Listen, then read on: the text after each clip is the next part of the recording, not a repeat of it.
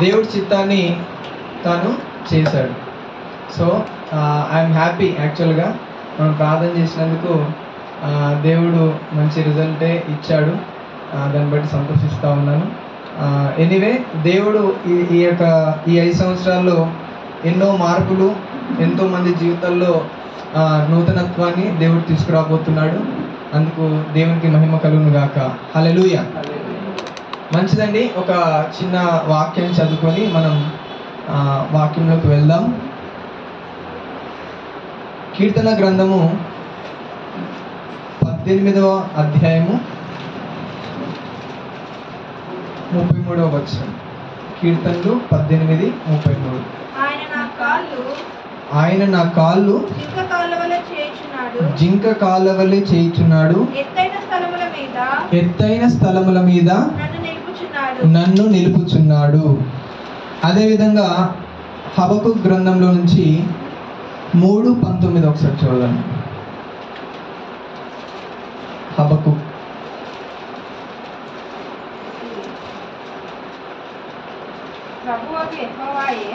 ప్రభువగు యెహోవాయే నాకు బలము, ఆయన నా కాళ్ళను లేడి కాలవలే చేయును, ఉన్నత స్థలముల మీద ఆయన నన్ను నడువ చేయును. అదేవిధంగా 2 సమూయేలు గ్రంథము 22:34.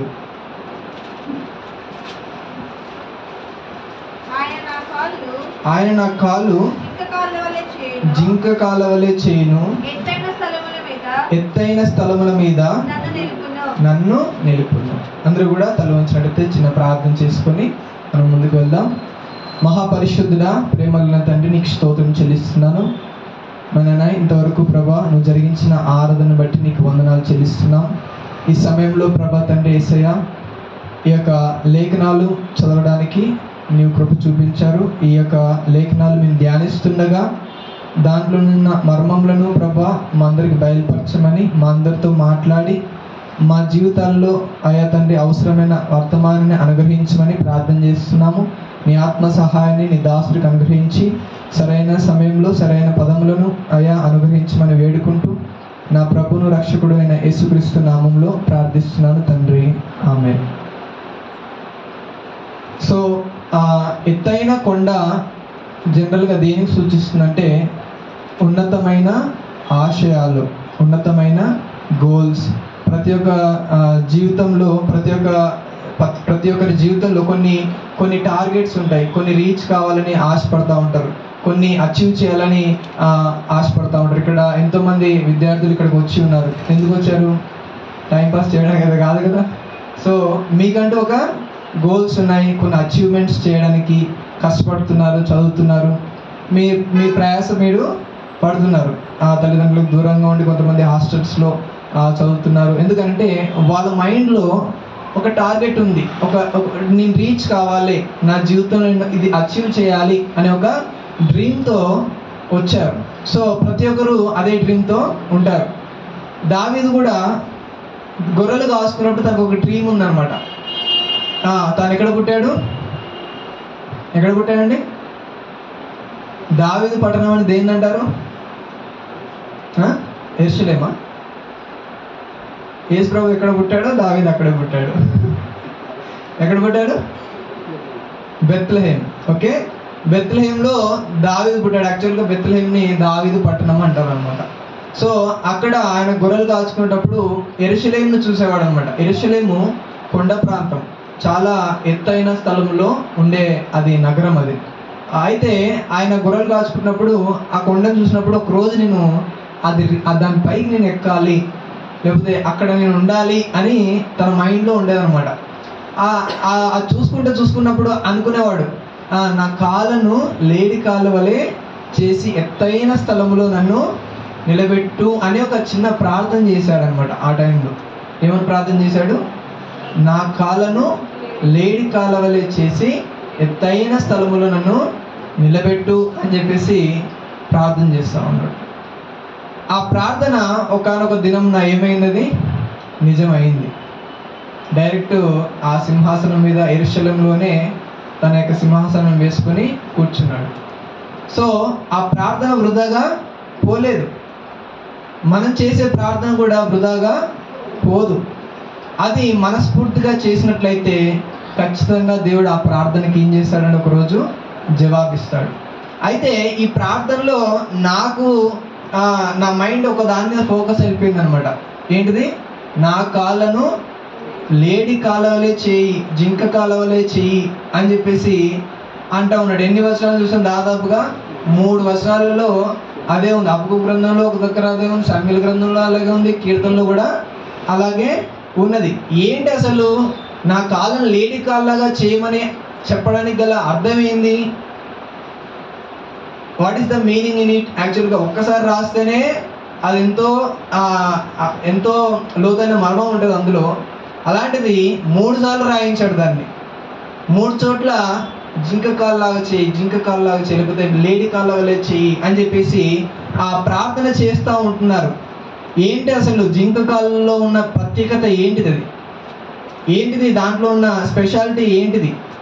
చాలామంది అనొచ్చు కదా, సింహం కాళ్ళలాగా చేయి, లేకపోతే ఏనుగు కాళ్ళలాగా చేయి అనొచ్చు కదా. ఎందుకు జింక కాళ్ళనే దాన్ని స్పెసిఫిక్గా ఆ మాటని వాడుతూ వచ్చారు?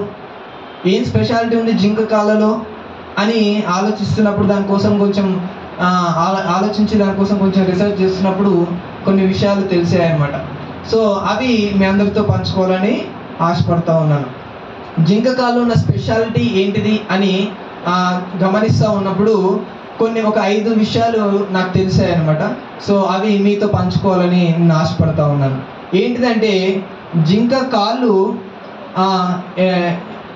ఏంటిదంటే దాని యొక్క స్పెషాలిటీ ఏంటంటే అవి నడుస్తున్నప్పుడు, పరిగెత్తుతున్నప్పుడు, జంప్ చేస్తున్నప్పుడు దాని యొక్క కాళ్ళలో శబ్దాలు వినబడవంట. దాంట్లో ఉన్న స్పెషాలిటీ ఏంటిదంటే మామూలుగా ఏదన్నా కుక్క పరిగెత్తినా, పంది పరిగెత్తినా ఏముంటుంది? సౌండ్ వస్తూ ఉంటుంది జనరల్గా. కానీ జింక పరిగెత్తుతూ ఉంటుంటే, జింక జంప్ చేస్తూ ఉంటుంటే అసలు సౌండ్ రానే రాదంట. అంటే సౌండ్లెస్ రన్నింగ్ ఉంటుంది దాంట్లో. ఎందుకంటే వేరే జంతువులకి అది గుర్తుపట్టకుండా వేరే జంతువులు ఆ శబ్దాన్ని విని, ఒకవేళ సింహాలు, పులులు ఆ శబ్దాన్ని విన్నప్పుడు అటాక్ చేస్తాయి. కాబట్టి అవి నడిచేటప్పుడు కూడా సౌండ్ లేకుండా మెల్లగా నడుస్తూ ఉంటాయి, అడుగులు వేస్తూ. ఒకవేళ అది పరిగెత్తుతున్నా సరే శబ్దం కూడా వినిపించకుండా సదసదని వెళ్ళిపోతూ ఉంటుంది అది. అంటే దాని యొక్క కాళ్ళలో ఉన్న ప్రత్యేకత ఏంటంటే సౌండ్లెస్ రన్నింగ్ దానిలో ఉంటుందన్నమాట. సో విశ్వాసిగా మన జీవితంలో కూడా మనం పరిగెత్తేటప్పుడు, లేకపోతే మనం ఒకటి అచీవ్ చేయడానికి వెళ్తున్నప్పుడు సౌండ్ చేయాల్సిన పనిలే, సైలెంట్గానే ఏంటిది వెళ్ళాలన్నమాట. ఒక చోట మత్తయి సువార్త 6వ అధ్యాయం 2వ వచనంలో ఒక మాట అంటాడు యేసు ప్రభు. ఏమంటాడు? చాలామంది సౌండ్లు చేస్తూ ఉంటారు. ఏంటిది? నేనున్నాను, నేను చేస్తున్నాను, నేను ప్రార్థన చేస్తున్నాను, లేకపోతే నేను ఈ దాన ధర్మాలు చేస్తున్నాను, లేకపోతే నేను ఇన్ని డబ్బులు విరాళంగా ఇచ్చాను అని చెప్పేసి శబ్దాలు చేస్తూ ఉంటారు. ఎందుకు? Everyone should know it. అందరికీ ఇది తెలియాలి, అందరికీ నేను ఇస్తున్నానని ప్రజలు గ్రహించాలి, నేను ఇది చేస్తున్నానని ప్రజలు తెలుసుకోవాలి అని ఒక ఆలోచనతో ఏంటిది మనుషులకు కనిపించేటట్టుగా, మనుషులకు అర్థమయ్యేటట్టుగా ఏం చేస్తూ ఉంటారు? శబ్దాలు చేస్తూ ఉంటారు. అది విశ్వాస లక్షణము కాదు. విశ్వాస లక్షణం అది కాదు.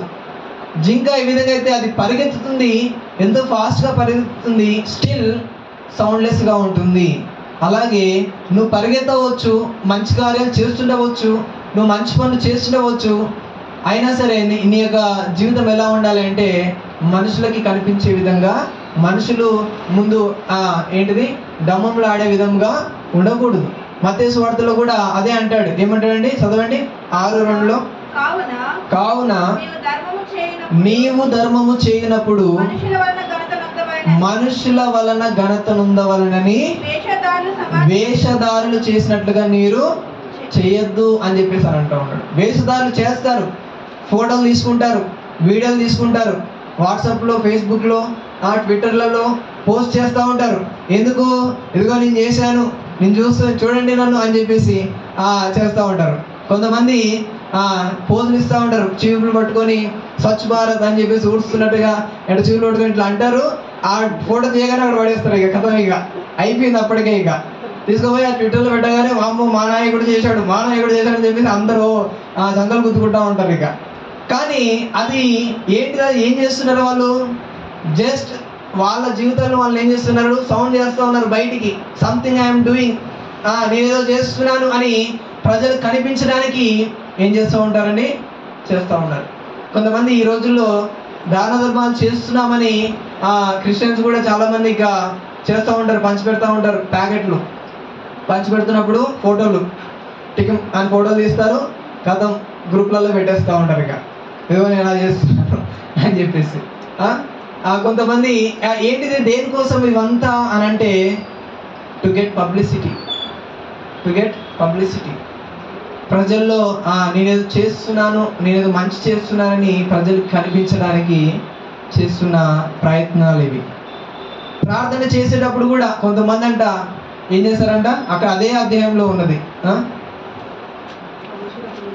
మనుషులకు వినబడాలని, మనుషులకు కనబడాలని సంత వీధుల్లో బాగా జనాలు నిలబడిన స్థలాల్లో ఏం చేస్తారంటే చేతులు ఎత్తి ఎలుగెత్తి ఇంకా ప్రార్థనలు చేస్తుంటారు. ఇక అందరు ఏమనుకుంటారు, ఇక భలే ప్రార్థన, ఈయనలాగా ఎవరు ప్రార్థన చేయరండి అసలు, ఈయన ప్రార్థన చేసినట్టు ఎవరు ప్రార్థన చేయరు, అలా చేయాలి, అలా ఉండాలి రా అని చెప్పేసి కొంతమందికి చెప్తూ ఉంటారు అన్నమాట.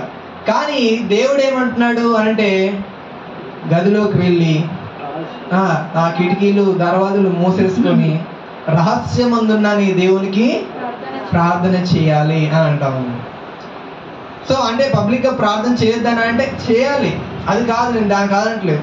కానీ నీ ఇంటెన్షన్ ఎలా ఉంది? How is your intention? నువ్వు పబ్లిక్లో ఉన్నప్పుడే ప్రార్థన చేస్తావా? ప్రైవేట్ లైఫ్లో చేయవా? నలుగురు మనుషులు చూస్తుండగానే నువ్వు ప్రార్థన చేస్తావా? ఎవరు లేనప్పుడు చేయవా? నువ్వు ఎవరు లేనప్పుడు చేయట్లేదు అని అంటే, నలుగురు ఉన్నప్పుడు చేస్తున్నావు అని అంటే దాని అర్థం ఏంటిది? You are showing yourself as a prayerful person.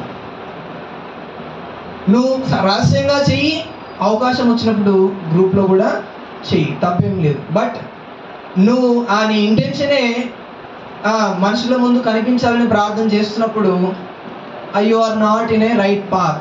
నీ యొక్క ప్రార్థన, నీ యొక్క జీవితం అనేది ఏంటిది? రైట్ఫుల్గా లేదు, మనుషులకు కనిపించాలని చేస్తున్నట్టుగా ఉంటుంది అన్నమాట. అదే చెప్తా ఉన్నాడు, రహస్యంగా ఉండాలి నీ యొక్క ప్రార్థన.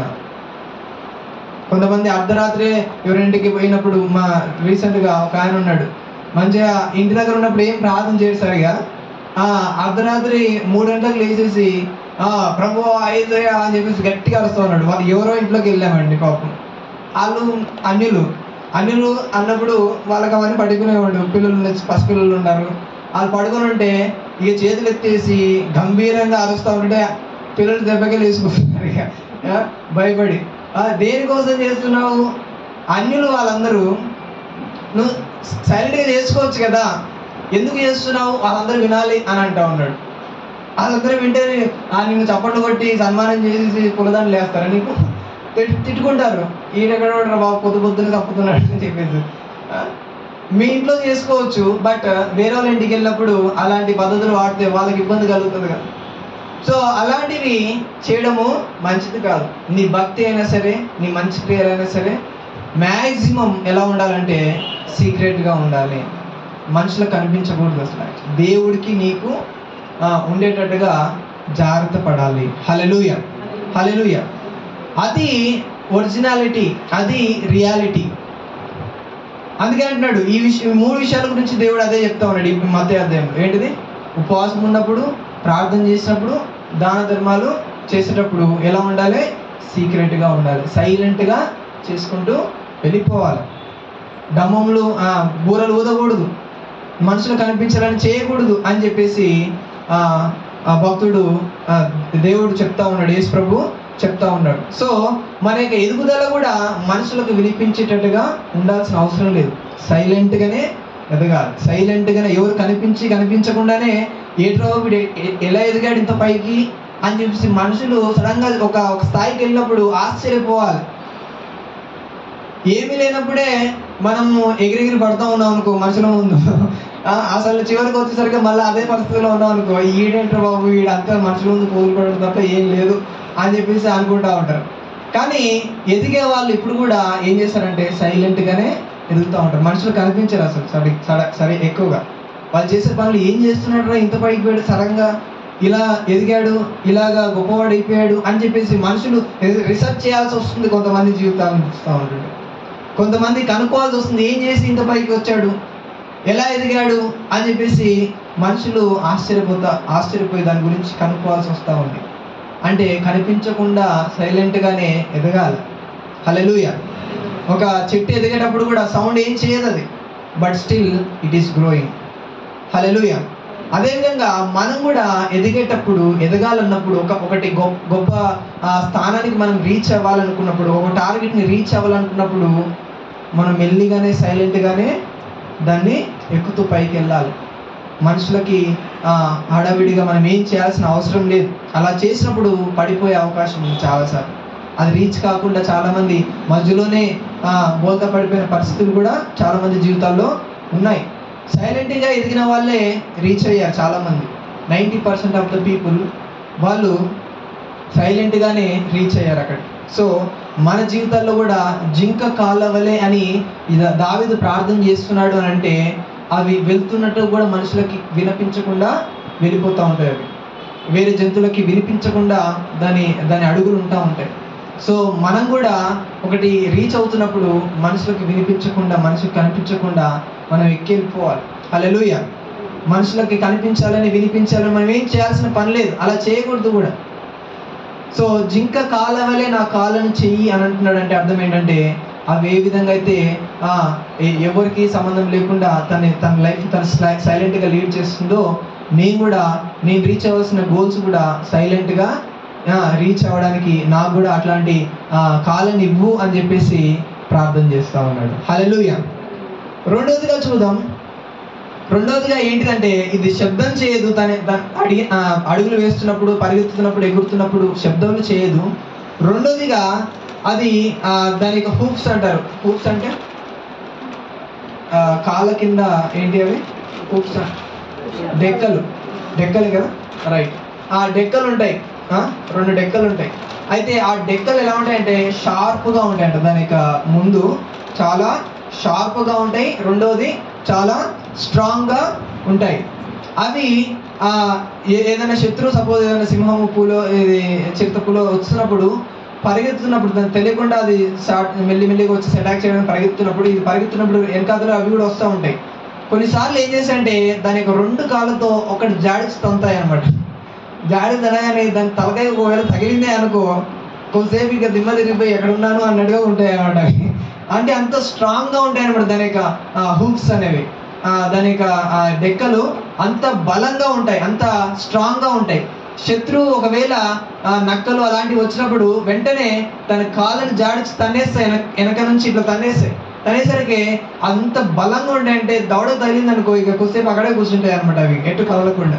అంటే అంత స్ట్రాంగ్గా తనకి డెక్కలు ఉంటాయి. రెండోది ఏంటంటే స్విఫ్ట్ అవుతూ ఉంటాయి, వెంటనే ఇట్లా పరిగెత్తు వెంటనే జమ్మని ఇట్లా మళ్ళీపోతూ ఉంటాయి. వెంటనే ఎస్కేప్ అవడానికి దాని యొక్క కాళ్ళు చాలా ఫ్లెక్సిబుల్గా ఉంటాయి అన్నమాట. కొన్నిసార్లు సింహాలు అంత ఫ్లెక్సిబుల్గా ఉండవు, పుల్లు అంత ఫ్లెక్సిబుల్గా ఉండవు.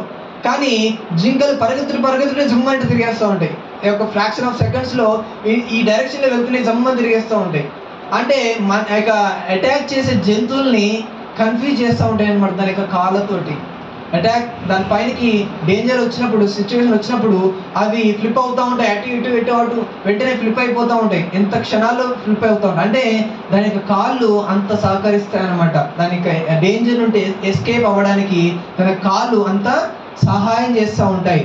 సో మనకు కూడా జింక కాలవలే నాకు కాళ్ళు ఇవ్వమని దావీదు లేకపోతే హబక్కూకు ప్రార్థన చేస్తున్నాడు అని అంటే దానికి అర్థం ఏంటంటే సాతానుడు ఎప్పుడు కూడా మనను కూడా అటాక్ చేయడానికి పన్నాగాలు పంతా ఉంటాడు అనమాట. ఎప్పుడు కూడా ఆ దేవుని బిడ్డల్ని అటాక్ చేయడానికి వాడిని ఎప్పుడు మింగుదమా అని సింహం వలె వాడు ఏం చేస్తున్నాడంటే గర్జించు సింహం వలె ఎదురు చూస్తూ ఉన్నాడు. నువ్వు ఎప్పుడు దొరుకుతావా, ఎప్పుడు అటాక్ చేయాలా అని చెప్పేసి వాడు ఎదురు చూస్తూ ఉన్నాడు.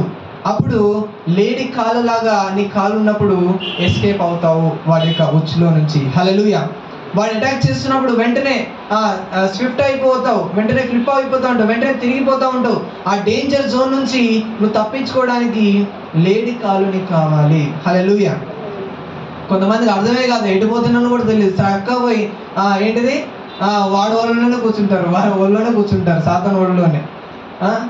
కానీ జింకలు చాలా తెలివైనవి, చాలా చురుకైనవి. వెంటనే ఆ యొక్క డైరెక్షన్ నుంచి వెంటనే తప్పించుకుంటాయి అనమాట. సింహాలు వెళ్ళే, పులులు వెళ్ళే డైరెక్షన్ నుంచి వెంటనే తిరిగేసి రివర్స్ వెళ్ళిపోతూ ఉంటాయి. అవి తిరగడానికి కొంచెం టైం తీసుకుంటాయి, ఆ లోపు ఎక్కడికో జంప్ అయిపోతూ ఉంటాయి. సో అలాంటి కాళ్ళు మనకు కూడా కావాలి అని చెప్పేసి దావీదు ప్రార్థన ద్వారా మనకు అర్థమవుతా ఉంది. మనం కూడా తెలియకుండా కొన్ని డేంజర్ జోన్లోకి వెళ్తూ ఉంటాం, మనకు అర్థం కాదు, దగ్గరికి వెళ్ళిన దాకా తెలియదు అసలు. అరే మనం రాంగ్ రూట్లోకి వెళ్ళిపోతున్నాము, సాతాను ఉచ్చులోకి వెళ్ళిపోతున్నాము, పాపంలోకి వెళ్ళిపోతున్నాము, డేంజర్ జోన్లోకి వచ్చేసాము అని తెలిసినప్పుడు వెంటనే టర్నింగ్ అయ్యే కేపబిలిటీ మనకు కూడా కావాలి. వెంటనే ఎస్కేప్ అయ్యే ఆ యొక్క చురుకుదనం మనకు కూడా కావాలి. మన కాలు అలా సహకరించాలి, వెంటనే మన కాలు టర్న్ అయిపోవాలి రివర్స్గా, ఆ డేంజర్ జోన్ నుంచి బయటికి రావాలి వెంటనే. కావాలి అంటే ఆ ఫ్లెక్సిబిలిటీ మన కాళ్ళలో ఉండాలి. ఆ యొక్క స్మూత్నెస్ మనలో కూడా ఆ కాళ్ళలో ఉన్నట్టుగా వెంటనే ఏ విధంగా తిరుగుతుందో అలాంటి కాళ్ళు కూడా మనకు కూడా ఉండాలి. కాబట్టి దావీదు అంటా ఉన్నాడు, లేడి కాళ్ళ వలె నా కాళ్ళని చెయ్యి అని చెప్పేసి అని అంటా ఉన్నాడు. మనకి ఆ డేంజర్ జోన్స్ వచ్చినప్పుడు వెంటనే తిరిగే ఆ యొక్క స్వభావం మన కాళ్ళల్లో కూడా ఉండాలని దేవుడు కోరుకుంటా ఉన్నాడు. జింకని విశ్వాస యొక్క జీవితంతో పోలుస్తూ ఉన్నాడు ఇక్కడ. సో మన జీవితాల్లో కూడా ఈ యొక్క ఏంటిదండి ఒకటి చూద్దామండి. రోమిలకు రాసిన పత్రిక 16వ అధ్యాయం 20వ వచనం ఒకసారి చదువుదాం. సమాధానకర్తయగు దేవుడు సాతానును మీ కాళ్ళ క్రింద శీఘ్రంగా చితక తొక్కించును అంటాము. హల్లెలూయా. లేడి కాళ్ళు ఎంత స్ట్రాంగ్గా ఉంటాయో దేవుడు అంటున్నాడు, మీ కాళ్ళను కూడా అంత స్ట్రాంగ్గా చేశాను. ఎంత స్ట్రాంగ్ అంటే సాతాను యొక్క తల మీ పాదాల కింద ఏం చేశాడంట, చితక తొక్కిస్తాను అంటా ఉన్నాడు. హల్లెలూయా.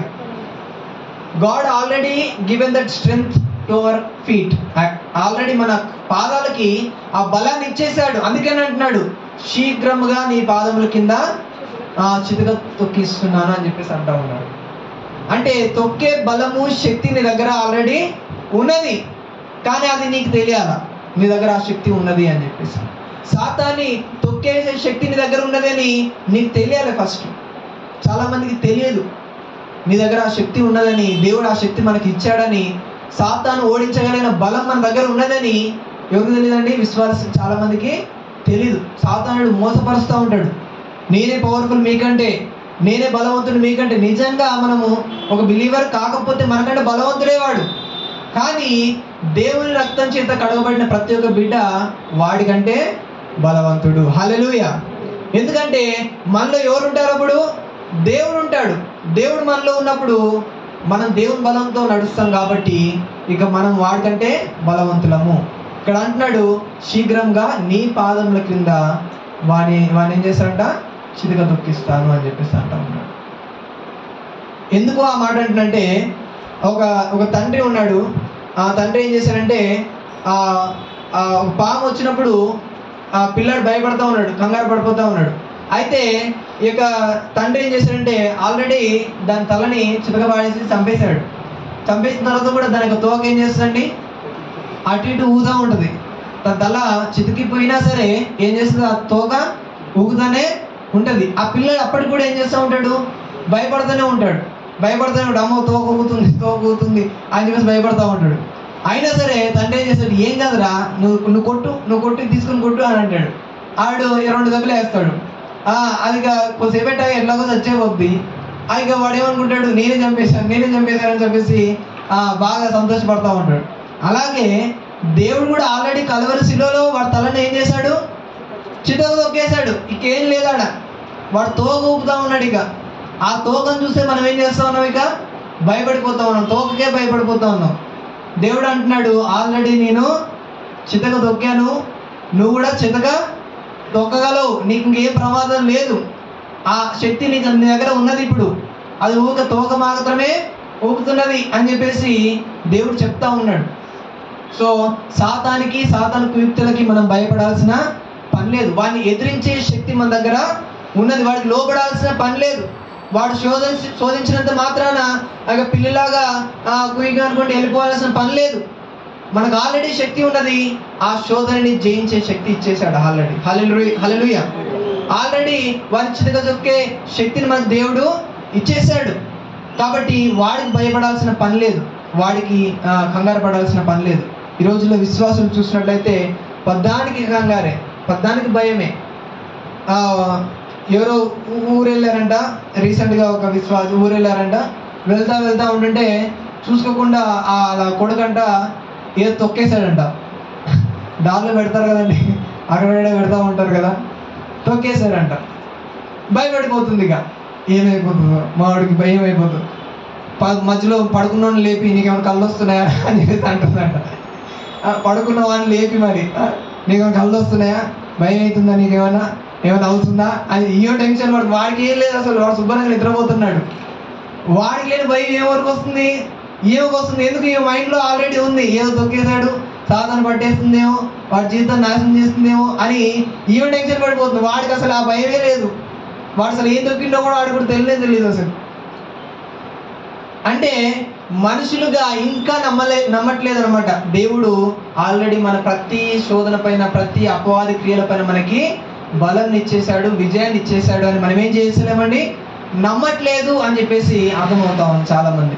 సో నమ్మండి, మీరు శోధించినప్పుడు, శోధనలు వచ్చినప్పుడు దాన్ని జయించగలిగే శక్తి మీకు ఆల్రెడీ ఉంది అని తెలుసుకోండి. దానికి లోపడాల్సిన పని లేదు, దానికి బలహీనపడిపోయి లొంగిపోవాల్సిన పని లేదు, మీకు ఆల్రెడీ శక్తిని ఇచ్చేశాడు. హల్లెలూయా. మూడోదిగా చూస్తే ఇది సువాసన వెదజల్లుతూ ఉంటుందంట. ఈ యొక్క జింక నడుస్తున్నప్పుడు దాని యొక్క సెంట్ గ్లాండ్స్ ఉంటాయి అన్నమాట, దాని యొక్క కాళ్ళల్లో సెంట్ గ్లాండ్స్ ఉంటాయి. ఆ గ్లాండ్స్ ఏం చేస్తాయంటే అక్కడక్కడ వదిలేస్తూ ఉంటుంది అనమాట. ఎందుకు వదిలేస్తుంది, ఆ యొక్క సెంట్ని అక్కడక్కడ ఎందుకు వదిలేస్తుంది అని అంటే దానికి టెరిటరీ అని వేరే జింకలు చెప్పుకోవడానికి అనమాట. ఇది నా అడ్డ, ఓకే, నేను మేసే స్థలం ఇది, సో ఎవరు కూడా ఇక్కడికి రావడానికి వీళ్ళే అని చెప్పేసి ఒక టెరిటరీని క్రియేట్ చేస్తూ ఉంటుంది అనమాట. సో ఒక సావాసంలో ఉండి అది క్రియేట్ చేస్తూ ఉంటుంది అనమాట, బౌండరీని చేసుకుంటూ ఉంటుంది అనమాట. అంటే ఆ వాసన చూడగానే వేరే జింకలు ఏమనుకుంటాయంటే, ఓ ఇక్కడ ఈ గ్యాంగ్ ఉంది, సో మనం వేరే దగ్గర చూసుకుందాము అని చెప్పేసి అనుకుంటాయి అనమాట. ఈవెన్ కుక్కలు కూడా అట్లాగే చేస్తాయండి. కుక్కలు కూడా అక్కడక్కడ ఏం చేస్తూ ఉంటాయి, పోస్తూ ఉంటాయి అనమాట. పోసేసి ఇది నా అడ్డ, నా ఏరియా, నా గల్లీ, ఇది నా గల్లీలోకి వేరే కుక్కలు రావడానికి వీళ్ళే అని చెప్పేసి అక్కడక్కడ ఏం చేస్తూ ఉంటాయి అంటే వేసేస్తూ ఉంటాయి అనమాట. అవి చూసినప్పుడు వేరే కుక్కలు వాసన చూసినప్పుడు, ఓహో ఇక్కడ మనోడు ఉన్నాడు, మన ఇక్కడ రావడానికి వీల్లేదు అని చెప్పేసి వేరే దగ్గరికి వెళ్ళిపోతూ ఉంటాయి అనమాట. సో అట్లా బౌండరీస్ ప్రతి యానిమల్స్ అక్కడక్కడ చేసుకుంటూ ఉంటాయి. ఇలా అలాగే జింకలు కూడా తన యొక్క కాళ్ళల్లో ఉంటాయి అనమాట, సెంట్ గ్లాండ్స్ ఉంటాయి అనమాట, ఆ సెంట్ను వదిలేస్తూ ఉంటాయి అనమాట. సో అది చూసినప్పుడు ఏం తెలుస్తుంది అంటే ఇది ఈ సావాసంలో ఉండే జింకలు అని వేరే వాటికి అర్థమైపోతూ ఉంటాయి అనమాట. విశ్వాసిగా మన జీవితంలో కూడా ఏమంటున్నంటే పరిమళ వాసనగా దేవుడు మనల్ని చేసి ఉన్నాడు. హల్లెలూయా. మనం కూడా క్రీస్తు సువాసనని వెదజల్లే వ్యక్తులుగా మనము ఉండాలి. ఎక్కడ చూస్తామంటే కొరింథీయులకు రాసిన పత్రిక 2వ అధ్యాయము 14-15 ఒకసారి చదువుదామండి. 2 కొరింథీయులకు రాసిన పత్రిక 2వ అధ్యాయము 14-15 వచనాలు. మా ద్వారా ప్రతి స్థలమందును క్రీస్తును గూర్చిన జ్ఞానము యొక్క సువాసనను కనపరచుచు ఆయన యందు మమ్మల్ని ఎల్లప్పుడూ విజయోత్సవంతో ఊరేగించిన దేవునికి స్తోత్రము. రక్షింపబడు వారి పట్లను నశించు వారి పట్లను మేము దేవునికి క్రీస్తు సువాసనై ఉన్నాము అని చెప్పేసి అంటా ఉన్నాడు. హల్లెలూయా. మనం ఏ సువాసన అంటండి? క్రీస్తు సువాసన. మనం ఎక్కడికి వెళ్ళినా సరే ఆ క్రీస్తు సువాసన ఏం చేయాలి? ప్రకటిస్తూనే ఉండాలి. ఎక్కడికి వెళ్ళినా సరే కనబడిన వ్యక్తికి అర్థమైపోవాలి వీడు క్రైస్తవుడు అని తెలిసిపోవాలన్నమాట. హల్లెలూయా. కొంతమంది నిజంగా ఆశ్చర్యం అనిపిస్తూ ఉంటుంది. బయట కొంతమందిని చూడగానే మీరు క్రిస్టియన్సా అని చెప్పేసి అంటూ ఉంటారండి. ఏం చేయరు వాళ్ళు పాపం, వాళ్ళు ఏం చేయరు, వాళ్ళు సైలెంట్గానే ఉంటారు. వాళ్ళ మొహం చూడగానే వాళ్ళకి అర్థమైపోతుంది అనమాట మీరు క్రిస్టియన్సా అని చెప్పేసి అంటూ ఉంటారు. హల్లెలూయా. ఎందుకనంటే వాళ్ళు క్రీస్తు తేజస్సు, క్రీస్తు సమాధానము, క్రీస్తు శాంతి, దీర్ఘశాంతం వాళ్ళు కూడా ఏముంటుందండి వాళ్ళ మొహాల్లో కనబడుతూ ఉంటుంది. కొంతమంది ఎప్పుడు కోపంతో రగిలిపోతూ ఉంటుంది మొహం అంతా కూడా. ఎప్పుడు చూడు కోపిష్టిగా కనిపిస్తూ ఉంటుంది, ఎప్పుడు బాధగా ఉంటా ఉంటుంది. కానీ నిజంగా దేవుని ధరించుకున్న వాళ్ళ యొక్క ఫేసెస్ ఎలా ఉంటాయంటే ప్రశాంతంగా ఉంటుంది, నెమ్మదితో ఉంటారు. వాళ్ళు చూసినప్పుడు ఇన్ని కష్టాలు ఉన్నా సరే ఇంత ప్రశాంతంగా ఎట్లా ఉన్నారో బాబు అని చెప్పేసి అంటూ ఉంటారు అన్నమాట. కొంతమంది అర్థం కాదు, ఎందుకంటే కొంతమందికి కష్టాలు రాగానే మొహం కలికలు మారిపోతూ ఉంటాయి. జనరల్గా ఎవరికైనా సరే మారిపోతూ ఉంటాయి వాళ్ళ జీవితాల్లో. కానీ నిజంగా క్రీస్తును ధరించుకున్న వ్యక్తి యొక్క జీవితంలో ఎలాంటి పరిస్థితి వచ్చినా సరే, ఎలాంటి సిచ్యువేషన్ వచ్చినా సరే వాడు మాత్రం ఒకేలాగా ఉంటాడు. హల్లెలూయా. వాడు దరిద్రుడైనా సరే వాడి మొహంలో అదే సమాధానం ఉంటుంది. వాడు గొప్పవాడైనా సరే వాడి మొహంలో ఎలా ఉంటుందండి? అదే సమాధానం ఉంటుంది. ఎందుకనంటే క్రీస్తు సువాసన వాళ్ళలో వెదజల్లుతూ ఉంటుంది కాబట్టి. హల్లెలూయా. నువ్వు ఎక్కడికి వెళ్ళినా సరే ఈ జింకలు ఏ విధంగా అయితే తన యొక్క సెంట్ గ్లాండ్స్ని రిలీజ్ చేస్తూ వెళ్తూ ఉంటాయో నీవు కూడా క్రీస్తు యొక్క సువార్తని వెదజల్లుతూ వెళ్ళాలి ఎక్కడికి వెళ్ళినా సరే. హల్లెలూయా. నువ్వు హాస్టల్స్లో ఉన్నా సరే క్రీస్తు సువార్తని వెదజల్లాలా. నువ్వు ఊర్లో ఉన్నా సరే క్రీస్తు సువార్తని వెదజల్లాలా. నువ్వు ఏ ప్రాంతానికి వెళ్ళినా సరే క్రీస్తు గురించిన సువాసన నువ్వు ఉండాలి అని దేవుడు కోరుకుంటా ఉన్నాడు. హల్లెలూయా. క్రీస్తు సువాసనగా నీవు ఉండాలి. నువ్వు ఎక్కడికి వెళ్ళినా సరే క్రీస్తు గురించి ప్రకటించే వ్యక్తిగా ఉండాలి. క్రీస్తు ప్రేమను వెదజల్లే వ్యక్తిగా నీవు ఉండాలి. క్రీస్తు ప్రేమను క్రియల ద్వారా చూపించే వ్యక్తిగా నీవు ఉండాలి. సో అలాంటి జింకలు ఉన్నాయి కాబట్టి దావీదు కూడా అదే ప్రార్థన చేస్తున్నాడు, లేడి కాళ్ళ వల్లే నా కాళ్ళని చెయ్యి. ఎందుకంటే అవి రిలీజ్ చేస్తూ ఉంటాయి సెంట్ని, ఒక రకమైన సెంట్ని. సో నేను కూడా ఈ లోకంలో జీవిస్తున్నప్పుడు క్రీస్తు సువార్తని వెదజల్లే వ్యక్తిగా నేను కూడా ఉండాలి అని ప్రార్థన చేస్తూ ఉన్నాడు. సో మనం కూడా క్రీస్తుని వెదజల్లే వ్యక్తిగా మనం కూడా ఉండాలి. ఈ భూమి మీద ఎక్కడికి వెళ్ళినా సరే, ఏ ప్రాంతంలో ఉన్నా సరే, ఎవరు కనబడినా సరే క్రీస్తు కోసం ప్రకటించడానికి సిద్ధంగా మనం ఎప్పుడు కూడా ఉండాలి. అవకాశం దొరికిన ప్రతి సమయాన్ని మనం ఏం చేయాలండి? ఉపయోగించుకొని వాడికి సువార్త చెప్పాలి. హల్లెలూయా. అలా చెప్తేనే కదా మన దాకా వచ్చింది, అలా చెప్తేనే కదా మనం కూడా రక్షించబడింది. మనం సైలెంట్గా ఉంటే, మనం చెప్పేవాడు ఒకవేళ సైలెంట్గా ఉండుంటే మనం రక్షించబడే వాళ్ళమైనా, మనం క్రీస్తు గురించి తెలుసుకునే వాళ్ళమైనా? మనం ఎప్పటికీ తెలుసుకునే వాళ్ళం కాదు. సో చెప్తేనే తెలుస్తుంది. సో నీకు అవకాశం ఉన్నది. ఇప్పుడు నువ్వు ఒకరి ద్వారా రక్షించబడ్డావు, నీ ద్వారా కొంతమంది రక్షించబడాలి అని అంటే నువ్వు క్రీస్తు సువార్తను వెదజల్లే వ్యక్తిగా నువ్వు కూడా ఉండాలి. హల్లెలూయా. 4వది చూద్దాం. 4వదిగా చూస్తే ఈ యొక్క జింక కాళ్ళు స్ట్రాంగ్గా ఉంటాయని తెలుసు. త్వరలో స్లిప్ అయిపోతూ ఉంటాయి. వెంటనే అవి దాని డైరెక్షన్ వెంటనే మార్చగలిగిన సామర్థ్యం తన యొక్క కాళ్ళలో ఉంటాయని మనకు తెలుసు. కానీ ఒక స్థలంలో అవి నడవలేవు. ఏ స్థలం అండి? ఒక చోట అవి నడవలేవు. ఎక్కడ? సాఫ్ట్గా ఉన్న ప్లేసెసా? ఇంకా ఎడారి ప్రాంతాల్లో నడవలేవు. ఇంకా ఎడారిలో నడవలేవు, సాఫ్ట్గా ఉన్న ప్లేసెస్లో నడవలేవు. ఇంకా చెప్పాలా? ఏమో ముళ్ళల్లో నడవలేవు. సరే, అవి నడవలేని స్థలం ఏంటిది అంటే ఐస్ మీద నడవలేవు. అవి ఐస్ మీద నడవలేవు.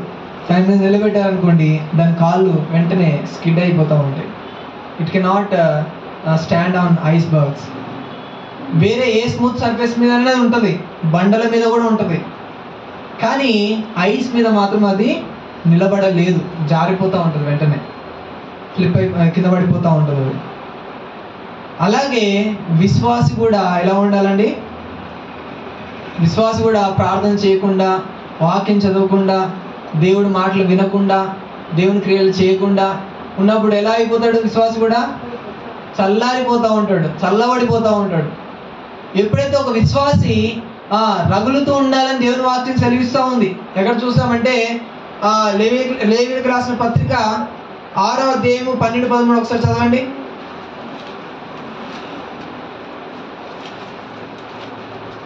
లేవీయులకు రాసిన పత్రిక 6వ అధ్యాయము 12-13.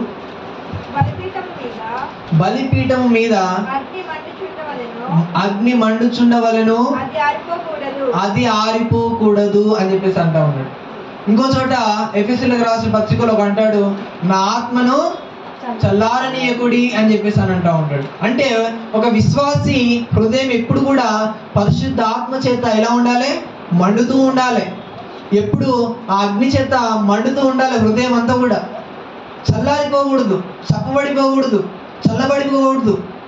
విశ్వాసం ఎప్పుడు కూడా తన హృదయంలో ఆత్మలో రగులుతూ ఉండే వ్యక్తిగా ఉండాలని దేవుని వాక్యం సెలవిస్తూ ఉంది. అప్పుడైతేనే మనం నడవగలుగుతాం, అప్పుడైతే మనం పరిగెత్తగలుగుతాం, అప్పుడే మనము రీచ్ అవ్వాల్సిన గోల్స్ని మనం రీచ్ అవ్వగలుగుతాం. చల్లారిపోయిన స్థితిలో ఉంటే దేవుని వాక్యానికి దూరం అయిపోయి, ప్రార్థనకు దూరం అయిపోయి, దేవుడి యొక్క సహవాసంలో దూరం అయిపోయి, లోకంలో కలిసిపోయి చల్లారిపోయిన పరిస్థితుల్లో ఉంటే నువ్వు నడవలేవు విశ్వాస జీవితాన్ని. విశ్వాస ప్రయాణాన్ని నువ్వేం చేయలేవండి? కొనసాగించలేవు, కింద పడిపోతావు. చీకటిలో పడిపోయిన పరిస్థితి వస్తూ ఉంటుంది, కింద జారిపోయిన పరిస్థితి వస్తూ ఉంటుంది. ఎందుకు చాలామంది ఆత్మీయ జీవితం నుంచి జారిపోతూ ఉన్నారు, ఎందుకు పడిపోతూ ఉన్నారు మధ్యలో అనంటే వారి జీవితాలు ఏమైపోతున్నాయండి? మధ్యలో చల్లారిపోతున్నాయి. ఆ అగ్నిని మండించుకోవట్లేదు. ఆ అగ్నిని మనసులో, ఆ ఆత్మీయ అగ్నిని మనుషులు ఏం చేస్తున్నారు? రోజు రోజు దాన్ని మండించట్లేదు. చల్లారుతున్నప్పుడు ఏమైపోతాడు మనిషి కూడా? విశ్వాస జీవితం కూడా దిగజారిపోతూనే ఉంటుంది. ఇక్కడ జింక కూడా ఐస్ బర్గ్స్ మీద నడవలేవు, అవి జారిపోతాయి. దాని వేడి ప్రదేశంలో కూడా నడుస్తాయి అవి. అవి సాఫ్ట్గా ఉన్న వేడి ప్రదేశాల్లో కూడా అవి నడవగలుగుతాయి, కానీ చల్లగా ఉన్న ఐస్ బర్గ్స్ మీద మాత్రం అవి నడవలేవు. సో విశ్వాసి కూడా చల్లారిపోయిన స్థితిలో ఉంటే మాత్రము అతను నడవలేడు ఎప్పటికి కూడా. చల్లారిపోయిన జీవితంలో ఉంటే తను ముందుకు ప్రయాణము చేయలేడు, తను వెళ్ళాల్సిన గమ్యాన్ని తాను రీచ్ అవ్వలేడు. సో ఏం చేయాలి? ప్రతి దినము ఆ అగ్నిని ఏం చేస్తూ ఉండాలి? రగిలిస్తూ ఉండాలి. అనుదినము. ఎప్పుడు అది మండుతూ ఉంటుంది మళ్ళీ అంటే ప్రార్థన చేస్తూ, దేవుని వాక్యాన్ని ధ్యానం చేస్తూ, అవసరం ఉన్నప్పుడల్లా దేవుని గురించి వింటూ, దేవునిలో బలపడతా ఉంటున్నప్పుడు నీ హృదయం ఎలా ఉంటుందంటే రగులుతున్న మంటలా ఉంటుంది అనమాట. చల్లారిపోయిన పరిస్థితుల్లో మనం ఉండవు. ఇక ఎప్పుడైతే మన హృదయం మండుతుంటుందో అప్పుడు మన ప్రయాణం కూడా అంత ఫాస్ట్గా ముందుకు కొనసాగుతూ ఉంటుంది విశ్వాస యాత్రలో. సో మన జీవితం ఒకవేళ ఆ చల్లారిపోయిన పరిస్థితిలో ఉందా లేదా ఒకసారి పరిశీలన చేసుకుందాం. ఒకవేళ చల్లారిపోయిన పరిస్థితిలోనే ఉంటే దేవుని అడుగుదాం, మరలా దాన్ని రగిలించమని, మరలా దాన్ని మండించమని, మరలా దాని యొక్క పరిశుద్ధ ఆత్మ చేత నింపమని ప్రార్థన చేద్దాం. అందుకని దావీదు అంటాడు, ఒకరోజు తాను కూడా చల్లారిపోయిన పరిస్థితిలో ఉన్నాడు. చల్లారిపోయిన పరిస్థితిలో ఉన్నప్పుడు ప్రార్థన చేశాడు, ప్రభువా నీ ఆత్మను నా నుండి తీసివేయకము, రక్షణానందాన్ని నా నుండి నాకు మరలా దయచేయండి అని చెప్పేసి ప్రార్థన చేస్తున్నాడు. చల్లారిపోయిన పరిస్థితి తను కూడా వచ్చింది ఒకరోజు, కానీ అందులోనే బతికిపోలే, అందులోనే ఉండిపోలే. తాను పైకి లేచాడు, మరలా పైకి లేచి మరలా పరిశుద్ధ ఆత్మ చేత నింపుకొని తన జీవితాన్ని ముందుకు కొనసాగించాడు. హల్లెలూయా. సో పడిపోయి ఉండొచ్చు కొన్ని సందర్భాల్లో, కానీ అక్కడే ఉండడం పాపం, దాన్ని తిరిగి లేవాలి మనం. హల్లెలూయా. మరలా రగిలించుకొని ముందుకు కొనసాగాలి. అదేవిధంగా అంటున్నాడు దావీదు, అందుకే అంటున్నాడు, లేడి కాళ్ళ వల్లే నా కాళ్ళని చేయండి అని చెప్పేసి ప్రార్థన చేస్తున్నాడు. చివరిగా చూస్తే ఈ యొక్క జింక యొక్క వాకింగ్ స్టైల్ ఎలా ఉంటుందంటే, ఒక కొండను ఎక్కేటప్పుడు ఒక వెరైటీగా ఉంటుంది వాకింగ్ స్టైల్. ఏంటిదంటే అది ఎలా నడుస్తుందనంటే, ఈ యొక్క నిజానికి ఏంటంటే జింక యొక్క కాళ్ళు కొండలు ఎక్కగలిగిన సామర్థ్యం దానికి ఒక్కడికే ఉందండి. వేరే ఏ జంతువు కూడా అంతగా ఉండవు, కానీ జింకకున్నంత ఆ యొక్క ఆ సామర్థ్యము దేవుడు దానికి ఇచ్చాడు. ఎలాంటి అంటే ఇట్లా ఫ్లాట్గా ఉన్న, అంటే టోటల్గా వర్టికల్గా ఉన్న కొండలు కూడా అవి ఏం చేయగలుగుతాయంటే ఎక్కగలుగుతాయి. నున్నగా ఉంటూ కొంచెం కొంచెం గరగర మధ్య మధ్యలో ఉంటే చాలు, అది ఇట్లా స్ట్రైట్గా ఉన్నా సరే ఎక్కేస్తూ ఉంటాయి. నేను ఒక వీడియో చూశాను, ఒక డ్యామ్ ఎంత వర్టికల్గా ఉందంటే చక్కగా నిలబడి ఉంది. ఇట్లా ఎంత లోతుందంటే అంత లోతుగా ఉంది. దాని మీద అది ఎక్కి కొన్ని మినరల్స్ అక్కడక్కడ వాటర్ నుంచి వచ్చిన మినరల్స్ అక్కడక్కడ ఉండిపోతాయి ఆ యొక్క డ్యామ్ దగ్గర. సో అది ఆ కొండల్ని దానిపైన ఎక్కుంటూ అది తిని రివర్స్ వచ్చేది. ఎంత భయంకరంగా ఉందంటే అది నిలబడిన స్థలము కొంచెం స్లిప్ అయినా తునాతునకలు అయిపోతుంది. అది ఎక్కుతుంది, అది ఏం లేదు, పట్టు లేదు, ఏం లేదు, రాళ్ళు కూడా లేవు మధ్యలో ఎక్కడానికి. చిన్న చిన్న ఏంటిది అది క్రాక్స్ లా ఉంటాయి కదా, అంతే. ఇంకా వాటిపై నుంచి అవి ఎక్కుంటా ఇలాగానే ఉంది సేమ్ చూడడానికి. ఆ మధ్యలోకి వచ్చేసి నిలబడింది, అటు ఇటు మధ్యలో సెంటర్కి వచ్చేసి ఏదో తింటా ఉంది అక్కడ. అంటే ఆ కొండలు ఎక్కగలిగిన సామర్థ్యము దేవుడు దానికి ఏం చేశాడండి, ఇచ్చాడు. కొండలు ఎక్కడం ఈజీ కాదు, కానీ ఈ జింకలకి లేకపోతే జింక జాతిలో ఉన్న జంతువులకి ఏంటిదంటే అవి ఈజీ, అవి ఎక్కగలుగుతాయి. ఎందుకంటే దాని కాలంలో ఆ యొక్క సామర్థ్యాన్ని దేవుడు ఏం చేశాడు, వాటికి ఇచ్చాడు. హల్లెలూయా. అది ఎక్కే విధానం ఎలా ఉంటుందంటే, ఒక ఫూట్ ఫ్రంట్ ఫూట్ ఎక్కడ పెడుతుందో బ్యాక్ ఫూట్ కూడా అక్కడే పెడుతుంది మళ్ళీ. అంటే 2 కాళ్ళు ఉంటాయి, 4 కాళ్ళు ఉంటాయి కదండి. మొదటి 2 కాళ్ళు ఎక్కడ పెడుతుందో అది మళ్ళీ ముందుకెళ్ళేటప్పుడు వెనకాతల కాలు మరలా ముందు పెట్టిన కాలు పైన దగ్గర అది పెడుతుంది. కరెక్ట్గా అదే పొజిషన్లో పెట్టి మళ్ళీ దాని పైకి ఎక్కుతూ ఉంటుంది. సో దీని యొక్క అర్థం ఏంటి అని అంటే, మనకు 4 కాళ్ళు లేవు కదండి, మరి మనం ఏంటో పెడతాం అని చెప్పేసి అంటారా ఏంటి? మనకి 4 కాళ్ళు ఉన్నాయి ఏమన్నా? మనం ఎలా అంటే, మనకంటే ముందు వెళ్ళిన వ్యక్తి ఒక ఆయన ఉన్నాడు. హల్లెలూయా. ఎవరైనా? యేసు ప్రభువు. హల్లెలూయా. ఆయన ఆల్రెడీ ఫుట్ ప్రింట్స్ అక్కడ వదిలిపెట్టేసి వెళ్ళిపోయాడు, అడుగు జాడలు అక్కడ వదిలిపెట్టి వెళ్ళిపోయాడు. నువ్వేం చేయాలంటే ఆ అడుగులు వేస్తూ మనం ఏం చేయాలండి, ముందుకు వెళ్ళాలి. హల్లెలూయా. అడుగు వేస్తూ ముందుకు వెళ్ళాలి. మనం ఊర్లలో కూడా చూసినట్టయితే వరిసేనులు ఉంటా ఉంటాయి. ఈ కొంతమంది ఆల్రెడీ అడుగులు పెట్టిన స్థలంలో మీదనే అడుగులు వేసుకుంటూ వెళ్తూ ఉంటారు. పుస్తకం కొత్త స్థలంలో పెట్టారనుకోండి, ఇక వాడు జారి అందులో పడిపోవాల్సిందే. ఇక అంటే ఆల్రెడీ కొన్ని ముద్రలు ఉంటాయి, అక్కడక్కడ నడిచిన ముద్రలు ఉంటాయి. అక్కడ అడుగు పెడితే సేఫ్ అని ఒక గుర్తులు ఉన్నాయన్నమాట నడిచే వ్యక్తులకి.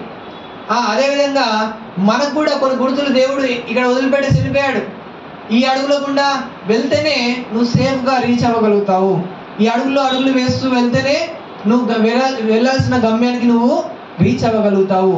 ఏ విధంగా అయితే జింకలు మొదటి అవి పెట్టిన ఆ కాళ్ళ అడుగుల మీదనే 2వ కాళ్ళ అడుగులు పెడతాయో, అదేవిధంగా విశ్వాసి కూడా మనకంటే ముందుగా వెళ్ళిన యేసు ప్రభు అడుగుల జాడులా మనం కూడా ఏం చేయాలండి, నడవాలి. హల్లెలూయా. ఎక్కడ చూసామంటే మొదటి యోహాను పత్రిక 2వ అధ్యాయము 6వ వచనం ఒకసారి చూద్దాం.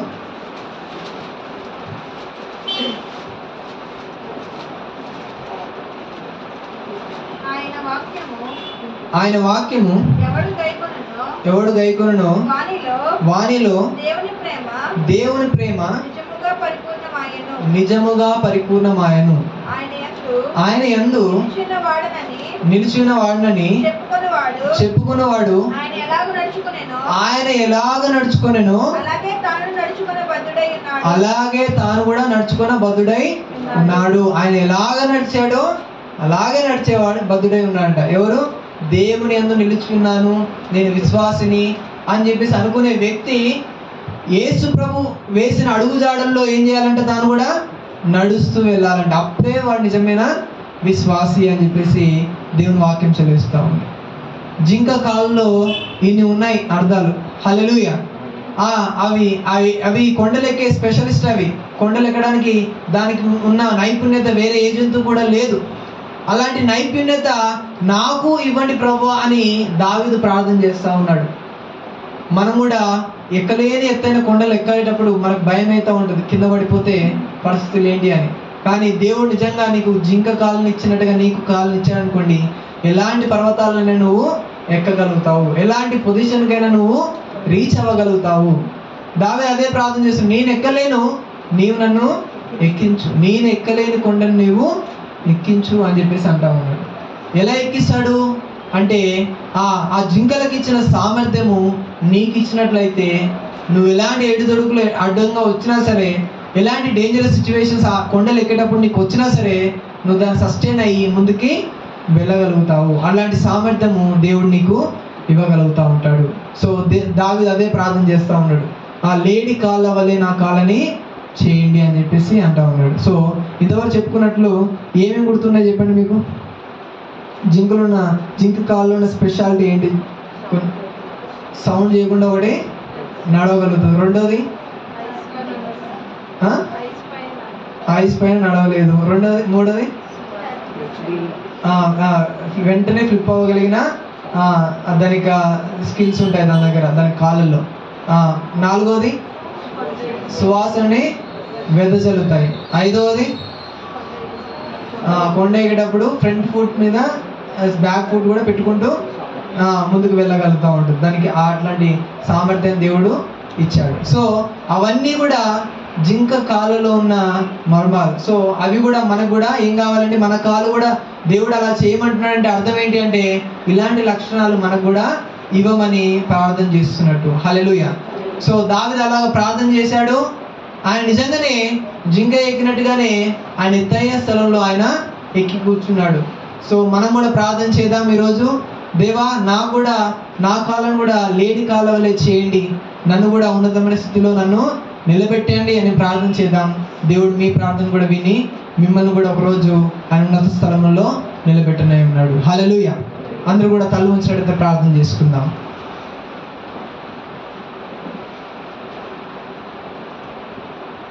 స్తోత్రం స్తోత్రం స్తోత్రం. హల్లెలూయా హల్లెలూయా. ఆయనకి వందనాలు చెల్లిస్తా ఉన్నాను, ఆయనకి స్తోత్రం చెల్లిస్తున్నాను. దావీదు ప్రార్థన చేస్తున్నాడు, నా కాళ్ళను ప్రభా లేడి కాళ్ళ వలె చేయమని ప్రార్థన చేస్తున్నాడు. మనందరం కూడా ప్రార్థన చేద్దాం. మనందరం కూడా దేవుణ్ణి అడుగుదాం, ప్రభువా నా కాలం కూడా జింక కాలం వల్ల చేసి నేను నడవలసిన ఎత్తైన స్థలంలో నన్ను నడిపించు, నేను ఎక్కాల్సిన గమ్యానికి నన్ను చేర్చు అని మనం ప్రార్థన చేద్దాం. స్తోత్రం స్తోత్రం స్తోత్రం స్తోత్రం. నా కాళ్ళను లేడి కాలుగా చేసి ఎత్తైన స్థలములో శక్తితో నిలిపి, నా కాళ్ళను లేడి కాలుగా చేసి ఎత్తైన స్థలములో శక్తితో నిలిపి, రక్షణ కేడము నాకందించి, రక్షణ కేడము నాకందించి, ఆశ్రయముగా తన పాశము చేసి, ఆశ్రయముగా తన పాశము చేసి, యెహోవా నా బలమా, యథార్థమైనది నీ మార్గం, పరిపూర్ణమైనది నీ మార్గం, యెహోవా నా శత్రువులను అచ్చుటినను, నరకపు నా శత్రువులు నన్ను చూడినను, నరకపు పాశమునను భరతవలే భక్తిహీనులు పోలె, భరతవలే భక్తిహీనులు పోలె.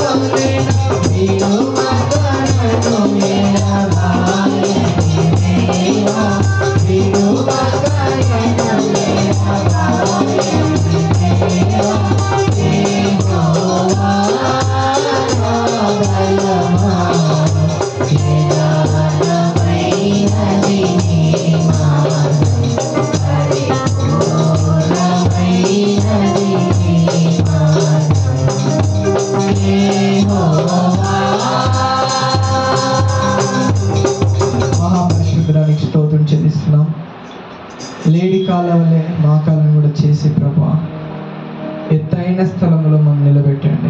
ఇక్కడ ఎంతోమంది బిడ్డలు ఉన్నారు, వారి హృదయాల్లో ఎన్నో ఆశయాలు ఉన్నాయి, ఎన్నో రీచ్ అవ్వాలి, ఎన్నో టార్గెట్స్ని పెట్టుకున్నారు, ఎన్నో డ్రీమ్స్ని పెట్టుకొని వారు జీవిస్తూ ఉన్నారు. ప్రభువా నీ కనికరం చూపించండి. వారి ఆశయాలు కూడా ప్రభువా అందుకోవాలి అంటే వారి పాదాలు కూడా లేడి కాలవలే ఉంటేనే రీచ్ అవ్వగలుగుతాం. ప్రభువా